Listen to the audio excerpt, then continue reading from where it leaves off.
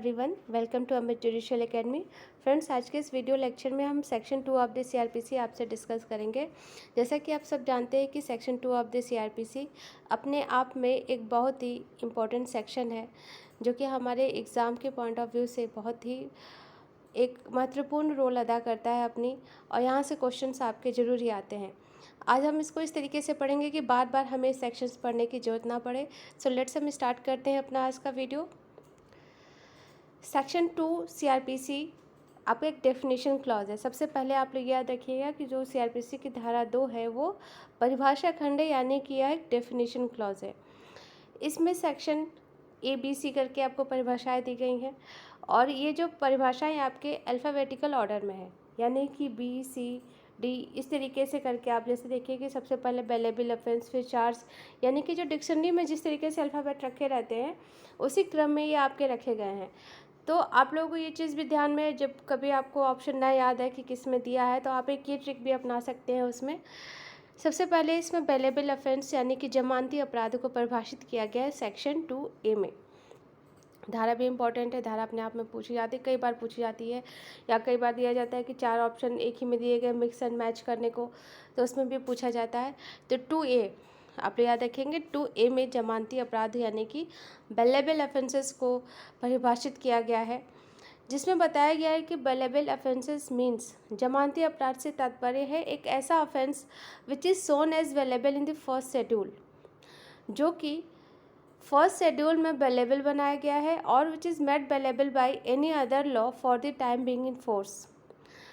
साथ ही साथ इसमें एक वर्ड यूज़ हुआ है और, यानी कि अथवा ऐसे और अपराध जो कि किसी अन्य विधि के तहत जो कि प्रवर्तन में है जमानती बनाए गए हैं। तो दोनों ही चीज़ें आप लोग याद रखनी है। ऐसा नहीं कि सिर्फ एक लाइन आप लोगों ने याद किया और एग्ज़ाम में उसी को टिक कर दे, क्योंकि ऑप्शन में अब नियर बाय ऑप्शन रखे जाते हैं, जैसे कि A and B दोनों केवल एक, या कोई नहीं, A और B में से कोई नहीं। तो आप लोगों को अगर मान लीजिए A ऑप्शन में रखा है कि an offence which is shown as bailable in the first schedule, नीचे लिख दिया और which is made bailable by any other law for the timing in force, option में रहा A and B, only A या ओनली B, तो आपको क्या टिक करना है, A and B बोथ। इसलिए आपको पूरी डेफिनेशन याद होनी चाहिए बेलेबल ऑफेंसेस की। और नॉन बेलेबल ऑफेंसेस को इसमें सिंपल सा डिफाइन किया गया है कि एनी अदर ऑफेंस। सिंपल सी बात है, अगर कोई चीज़ बेलेबल नहीं है तो वो फिर नॉन बेलेबल ही होगी। ऑफेंसेस आपके सीआरपीसी में bailable and non bailable category में डिवाइड किए गए हैं। कॉग्निजेबल एंड नॉन कॉग्निजेबल की श्रेणी में इसको कैटेगराइज किया गया, और साथ ही साथ इसको कंपाउंडेबल एंड नॉन कंपाउंडेबल यानी कि समनीय और असमनीय अपराध, और वारंट एंड समन केसेस, ये 4 warrant cases and summons cases 4 तरीके के आपके अपराध रखे गए हैं। Warrant cases and summons cases आपके ट्रायल में यूज़ होते हैं, लेकिन बट अगर हम बेसिकली बात करते हैं कि ऑफेंस को कितनी श्रेणियों में बांटा गया सीआरपीसी में, तो 6 श्रेणियाँ आप बता सकते हैं। Bailable and non bailable, cognizable offence and non cognizable offence, and compoundable and non compoundable offence. तो ये 6 क्लासेज आप लोग को याद रखनी है। बेलेबल एंड नॉन बेलेबल दोनों को सेक्शन 2A में परिभाषित किया गया है। कोई डेफिनेशन आप लोग याद रखिएगा। नेक्स्ट है हमारा सेक्शन 2B। सेक्शन 2B में चार्ज यानी आरोप को डिफाइन किया गया है। हालांकि ये जो डेफिनेशन दी गई है ये अपने आप में एक, आप बोल सकते हो कि पूरी तरीके से स्पष्ट डेफिनेशन नहीं है। इसमें सिंपल सा बताया गया, charge includes any head of charge when the charge contains more heads than one. But अगर चार्ज की हम बात करें आरोप की, तो आरोप क्या होता है, ये एक एलिगेशन होता है, फॉर्मुलेशन ऑफ एन एलिगेशन। आप इसको ऐसे बोलते हैं कि आरोप अभियुक्त को बताया जाता है कि अभियुक्त के खिलाफ लगाए गए सभी आरोपों को एक पेपर में तैयार किया जाता है, जिसको हम बोलते हैं चार्ज। यानी कि it is a formulation of an allegation that the accuse person has committed an particular offence. ये अभियुक्त को बताने के लिए तैयार किया जाता है कि अभियुक्त व्यक्ति ने कोई फला अपराध कारित किया गया है, और इसमें वो सभी आरोप जो कि उस पर लगाया जाए, जैसे कि मान लीजिए चोरी करते समय उसने ग्रीवियस हर्ट कॉज कर दिया, या चोरी करते समय उसने किसी को सिंपल हर्ट कॉज कर दिया, चोरी करते समय उसने गृहभेदन का भी यूज़ किया। तो जब ये सारे आरोप एक पत्र में लगाए जाएंगे, इसलिए इसमें वर्ड यूज़ हुआ है इंक्लूड्स मोर हेड्स देन वन, यानी कि सिर्फ एक ही नहीं, एक अपराध को कायद करने के लिए उसने जिसने भी पर्टिकुलर अपराध किए वो सब इसी के अंतर्गत आएंगे। तो चार्ज को सेक्शन 2B, सेक्शन आप याद रखिएगा 2B में। सारे ही सेक्शन 2 के इम्पॉर्टेंट है, सब सेक्शंस जरूर आप याद रखिएगा। नेक्स्ट है हमारा section 2C, cognizable offence and cognizable offence यानी कि संज्ञेय अपराध। संज्ञेय अपराध को सेक्शन 2C में डिफाइन किया गया। हिंदी वाले भी आप लोग इसी ट्रिक से याद कर सकते हैं। कॉग्निजेबल C वर्ड यूज हुआ है, 2C में डिफाइन है। एक ट्रिक से आप इसको ऐसा हमेशा याद रख सकते हैं। बार बार याद करने वाला काम बंद कर दीजिए, क्योंकि जितना रिवीजन है अगर हम एक बार कायदे से पढ़ लें तो बार बार हमें पढ़ने की ज़रूरत ही नहीं पड़ेगी। तो इसको आप इस ट्रिक से याद कर सकते हैं। Cognizable offence, C word use हुआ है, कौन सा सेक्शन में डिफाइन है, सेक्शन 2C में।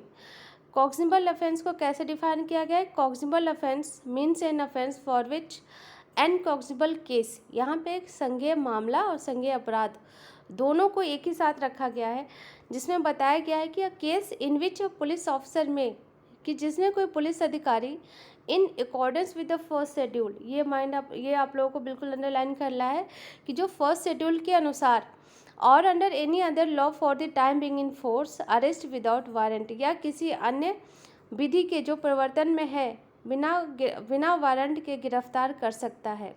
दो चीज़ें याद रखनी है। कॉग्निजेबल ऑफेंस क्या होंगे कि जो फर्स्ट शेड्यूल में बताए गए हैं और जो किसी अन्य विधि के प्रवर्तन में रहते हुए जिसमें कि पावर दी गई पुलिस ऑफिसर को कि बिना वारंट के गिरफ्तार कर सकता है, कॉग्निजेबल ऑफेंस कहलाते हैं या कॉग्निजेबल केस कहलाते हैं। इसमें आप लोग एक ऐसे भी याद रख सकते हैं कि ऐसे मामले जो कि गंभीर प्रकृति के होते हैं, यानी कि ऐसे मामले जो सीरियस एंड हीनियस दोनों प्रकृति के होते हैं, वो कॉग्निजेबल ऑफेंस के केस में आते हैं। सपोज जैसे हमारे सामने किसी ने किसी को थप्पड़ मारा तो हम भी अवॉइड कर देते हैं, लेकिन अगर हमारे सामने किसी ने किसी को हंटर से मारना स्टार्ट किया और सामने वाले की बॉडी से ब्लड निकल गया तो हमारे मुंह से खुद ही निकल पड़ता है कि कितना मारा, या हमारा मन खुद ही उस इंसान के प्रति जो कि ऐसा काम कर रहा है घृणा से भर होता है। तो ऐसे मामले क्या कहे जाएंगे? Cognizable offence. 2C याद रखिएगा आप लोग। नेक्स्ट है हमारा सेक्शन 2D। सेक्शन 2D में कंप्लेन यानी कि परिवाद को डिफाइन किया गया है। यहाँ पे आप लोगों को कंप्लेन जो है आपकी मेंस में भी लिखने को आ जाता है और प्री में पूछा जाता है। सबसे पहले सेक्शन ही पूछा जाएगा कि कंप्लेन को किस सेक्शन में डिफाइन किया गया, तो आपको क्या बताना है? कंप्लेन को section 2D of the CRPC में डिफाइन किया गया है। इसको याद रखिएगा 2D में। कंप्लेन से क्या मतलब होता है? बताया गया इसमें कि complaints means any allegation made orally or in writing, यानी कि जो परिवाद है आप लोग को यहीं पे एक क्वेश्चन ये भी बनता है कि कंप्लेन कैसे किया जाता है, इन orally or in writing, in both या ओनली इन राइटिंग। तो कंप्लेन आप ओरली और इन राइटिंग यानी कि मौखिक और लिखित दोनों रूप से कर सकते हैं। एक क्वेश्चन तो आपको ये बना। दूसरा किसको किया जाएगा? टू अ मजिस्ट्रेट, किसी मजिस्ट्रेट को किया जाता है। यहाँ पे आप लोग को याद रखना है कि सिर्फ जज वर्ड नहीं यूज हुआ है, क्या यूज हुआ है? मजिस्ट्रेट। मजिस्ट्रेट को आप लोग याद रखना है, मजिस्ट्रेट को किया जाएगा। क्यों किया जाता है? With a view to his taking action under this code that some person whether known or unknown, यानी कि जो कंप्लेन है कोई जरूरी नहीं कि ज्ञात व्यक्तियों के विरुद्ध ही किया जाए, या अज्ञात व्यक्तियों के विरुद्ध भी किया जा सकता है। हैज़ कमिटेड एन ऑफेंस, कि किसी अज्ञात व्यक्ति ने कोई अपराध किया है, मजिस्ट्रेट को किया जाता है कि वो इस पर आप कोई कार्यवाही करे। नेक्स्ट आप लोग एक चीज़ और याद रखनी है कि इसमें पुलिस रिपोर्ट इंक्लूड नहीं होती। ये आपका प्री में बहुत ट्रिकी क्वेश्चन पूछा जाता है कि complain includes a police report also, complain includes not a police report, या नन ऑफ द एबो, या कंप्लेंट्स इंक्लूड्स द FIR। तो आपको बताना है, इसे ऊपर लिख के पूछ देंगे निम्नलिखित में से कौन सा सत्य नहीं है, तो आपको बताना है complain does not include a police report, complain police report को इंक्लूड नहीं करती है। इसमें एक एक्सप्लेनेशन दिया हुआ है कि कब पुलिस रिपोर्ट कंप्लेन मानी जाएगी। ये ऐसे आप बोल सकते हो कि conversion of police report into complain किस में दिया गया है? सेक्शन 2D के जो स्पष्टीकरण है उसमें दिया हुआ एक्सप्लेनेशन में। इसके अनुसार a report made by a police officer in a case which discloses after investigation the commission of a non cognizable offence shall be deemed to be a complaint and the police officer by whom such report is made shall be deemed to be the complainant. इस explanation के अनुसार यदि कोई report जो police अधिकारी के द्वारा बनाई गई है जांच के पश्चात और उसे ऐसा प्रतीत होता है कि यह अपराध जो कैसा है? नॉन कॉग्निजेबल है, असंज्ञेय है, तो इसे परिवाद माना जाएगा, यानी कि ऐसे ऑफेंस को, ऐसे फिर रिपोर्ट को कंप्लेंट माना जाएगा, और जो पुलिस अधिकारी ऐसी रिपोर्ट करेगा उसे परिवादी माना जाएगा। ऑफेंस कैसा होना चाहिए? नॉन कॉग्निजिबल, यानी कि जब रिपोर्ट पुलिस अधिकारी करेगा और उसे ऐसा प्रतीत होगा इन्वेस्टिगेशन करने के पश्चात कि ये जो रिपोर्ट है नॉन कॉग्निजिबल है, असंज्ञेय है, संज्ञेय नहीं है, और वो मजिस्ट्रेट कोई रिपोर्ट सौंपेगा तो इसे हम परिवाद कहेंगे, और जो पुलिस अधिकारी है उसे कॉम्प्लेनेंट माना जाएगा। नेक्स्ट है हमारा सेक्शन 2E में। 2E में हाई कोर्ट को डिफाइन किया गया है। हाई कोर्ट की डेफिनेशन हमसे इंटरव्यू में काफ़ी पूछी जाती है कि हाई कोर्ट क्या होता है। तो यहाँ पे आप लोग को धारा सबसे पहले याद रखनी है। 2E में हाई कोर्ट को परिभाषित किया गया है। हाई कोर्ट का क्या मतलब होता है?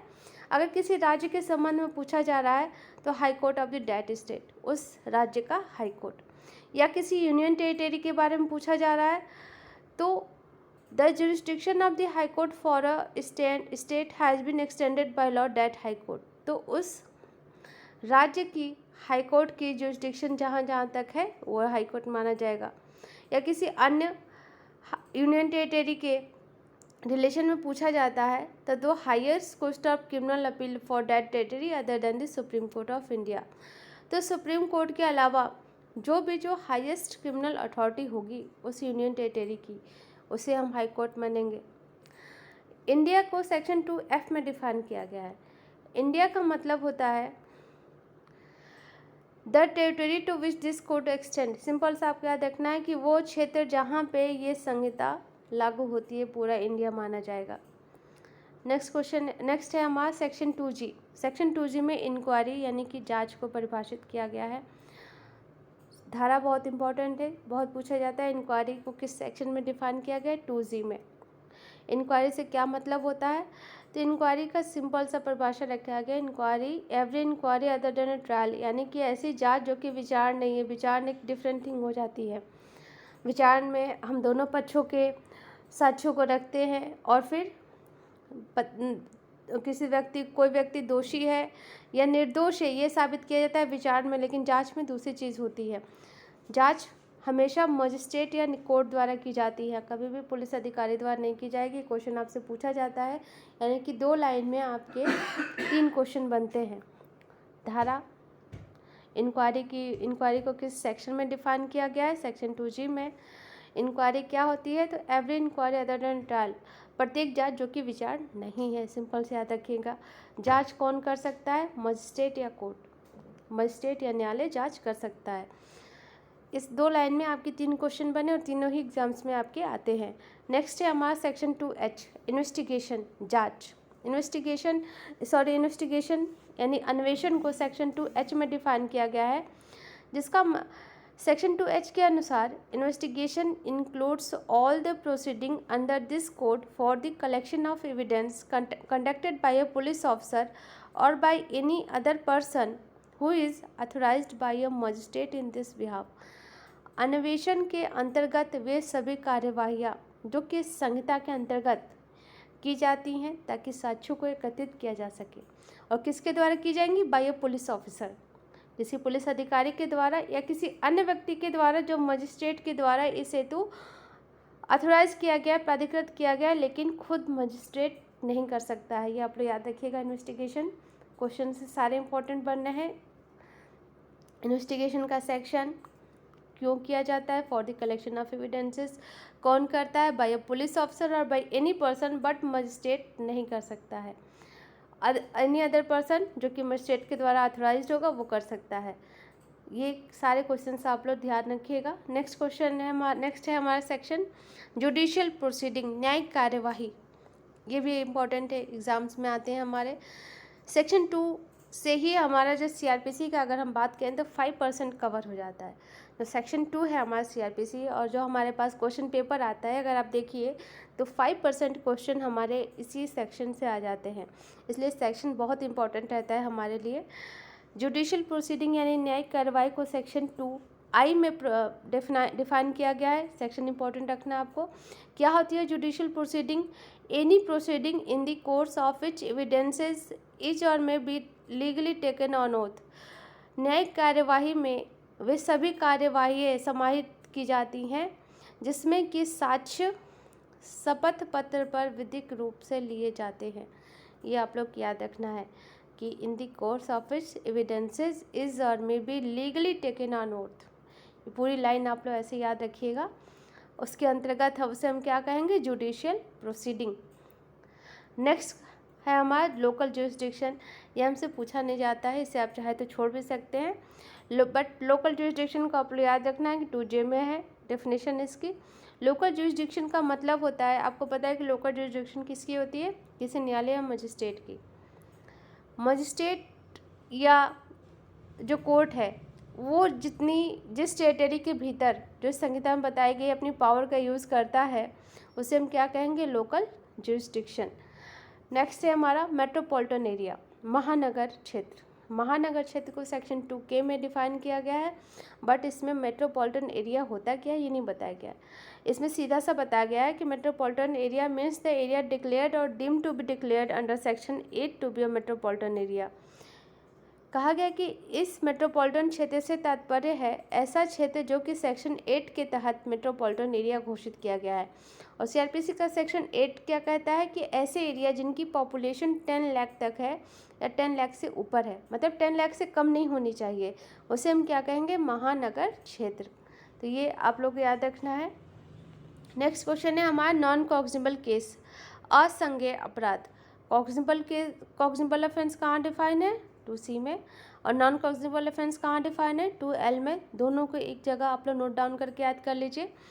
नॉन कॉग्निजेबल ऑफेंस यानी कि असंज्ञेय अपराध से तात्पर्य होता है an offence for which and a non cognizable case means non cognizable case and non cognizable offence.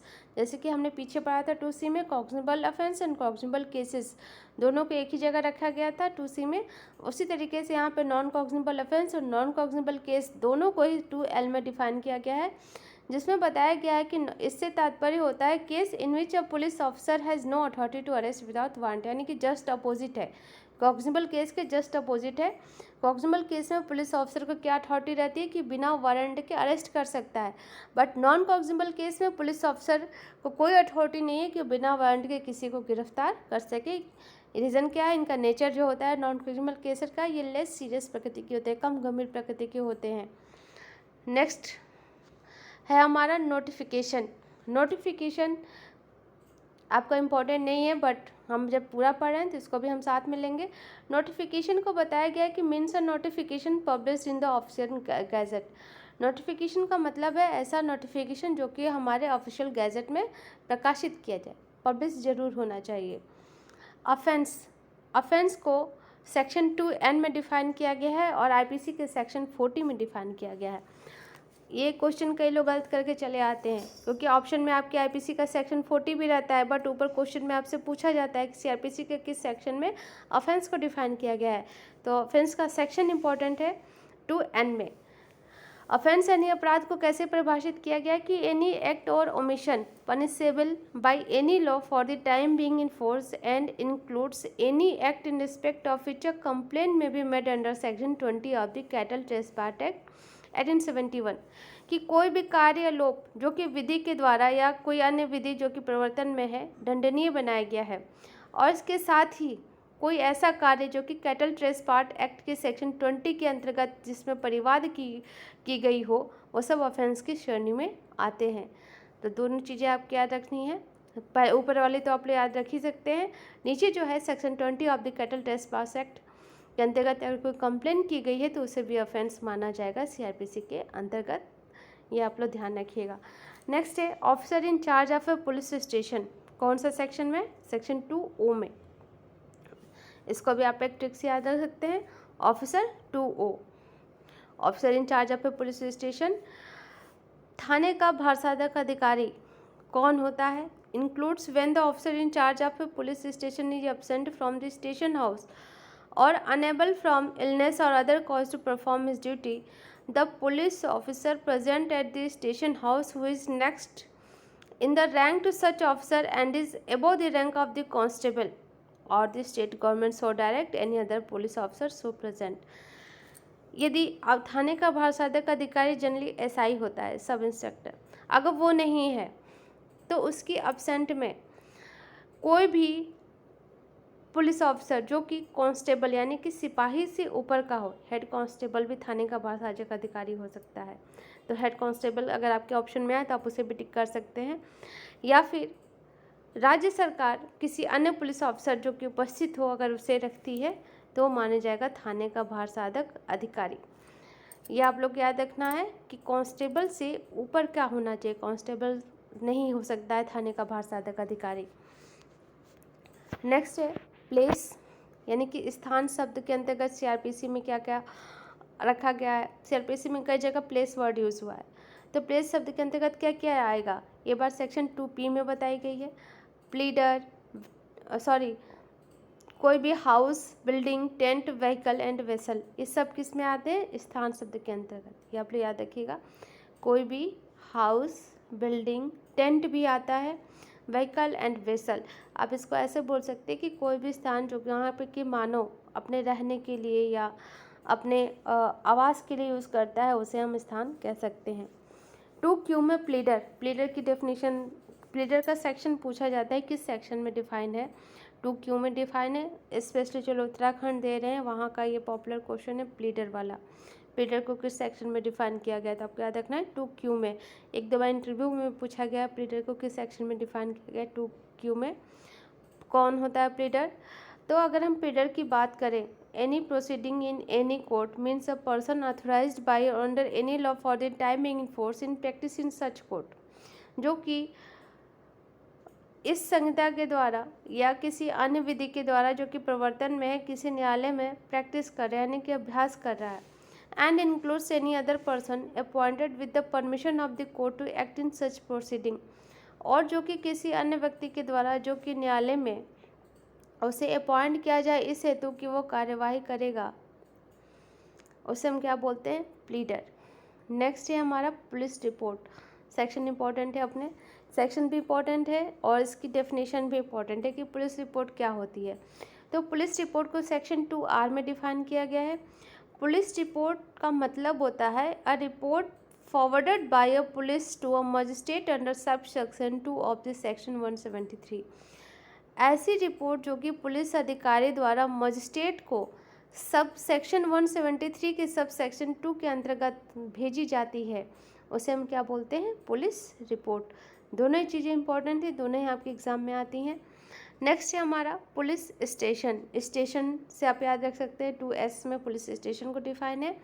तो पुलिस स्टेशन का मतलब हुआ है means any post or place declared generally or specially by the state government to be a police station and includes any local area specified by the state government in this behalf, कि ऐसा कोई post या place जो कि सामान्यतः या विशेष रूप से, दोनों ही वर्ड यूज हुआ है, जनरली और स्पेशली, राज्य सरकार के द्वारा कोई पुलिस स्टेशन घोषित किया जाए और साथ ही साथ ऐसे लोकल एरिया जो कि राज्य सरकार के द्वारा विनिर्दिष्ट किए जाएं पुलिस स्टेशन कहलाते हैं।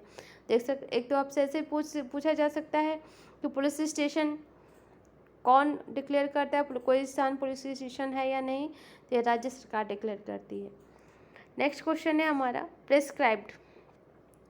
प्रेस्क्राइब्ड का मतलब होता है विहित, और विहित का क्या मतलब होता है कि ऐसे सभी रूल्स जो कि संहिता के द्वारा प्रेस्क्राइब्ड किए जाएं उसे हम बोलते हैं विहित। 2F में बताया गया, धारा इंपॉर्टेंट नहीं है, आप इसे लीव कर सकते हैं बट इसका मीनिंग याद रखिएगा।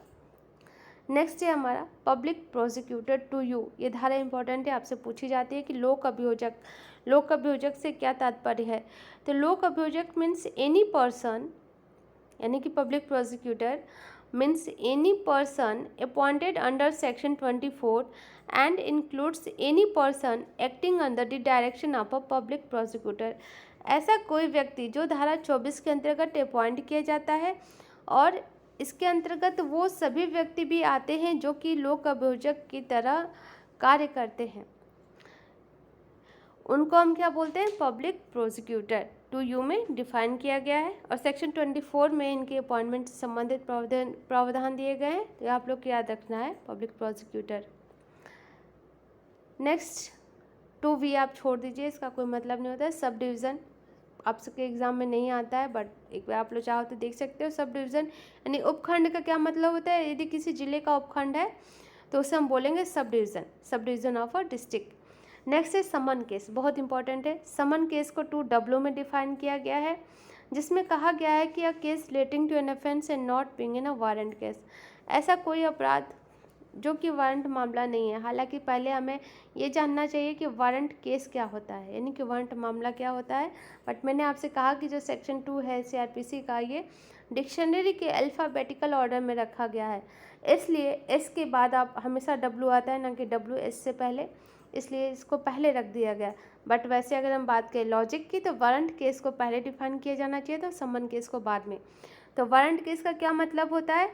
ऐसा कोई भी ऑफेंस जिसमें कि 2 वर्ष से अधिक का कारावास, लाइफ इम्प्रिजनमेंट या कैपिटल पनिशमेंट यानी कि मृत्युदंड दिया जा सके, उसे हम बोलते हैं वारंट मामला। इसके अतिरिक्त जो भी मामले होंगे वो समन केसेस होंगे। तो समन केसेस क्या होंगे? जिनमें 2 वर्ष तक का कारावास दिया जा सकता है। अगर किसी को 2 वर्ष 1 दिन का भी हम कारावास देते हैं तो क्या मान जाएगा? समन केस। फाइन का कोई रोल नहीं है इसमें। तो दोनों चीज़ें आप लोग ध्यान रखेंगे, 2X वारंट केस में और 2W में समन केस रखा गया है। इसके साथ ही अगर कोई भी ऐसे वर्ड्स एंड एक्सप्रेशन जो कि CRPC में यूज़ हुए हैं बट उसको डिफाइन नहीं किया गया सेक्शन 2 के अंतर्गत, तो उनका क्या मतलब होगा? वही मतलब होगा जो कि IPC में है। तो ये आपका पूरा सेक्शन 2 हो गया। एंड फ्रेंड्स, आपको ये वीडियो कैसा लगा प्लीज़ हमें ज़रूर बताइएगा, और आप हमसे आगे जुड़े रहने के लिए आप हमें 7827635273 नंबर पे आप हमें कॉल, व्हाट्सएप और मेल कर सकते हैं। और हमारा आपके लिए हमने उत्तराखंड APO का फ्री ग्रुप स्टार्ट किया है, उसकी कोई कॉस्ट नहीं है, जिसमें लॉ एंड GS आपको दोनों पढ़ाया जा रहा है। आप चाहें तो उससे जुड़े रह सकते हैं, आप उससे जुड़ सकते हैं। उससे जुड़े रहने के लिए आप हमें ऊपर दिए गए नंबर पे व्हाट्सअप कर सकते हैं। So friends, thank you for watching video, और अपने व्यूज़ हमें कमेंट बॉक्स में ज़रूर बताइएगा।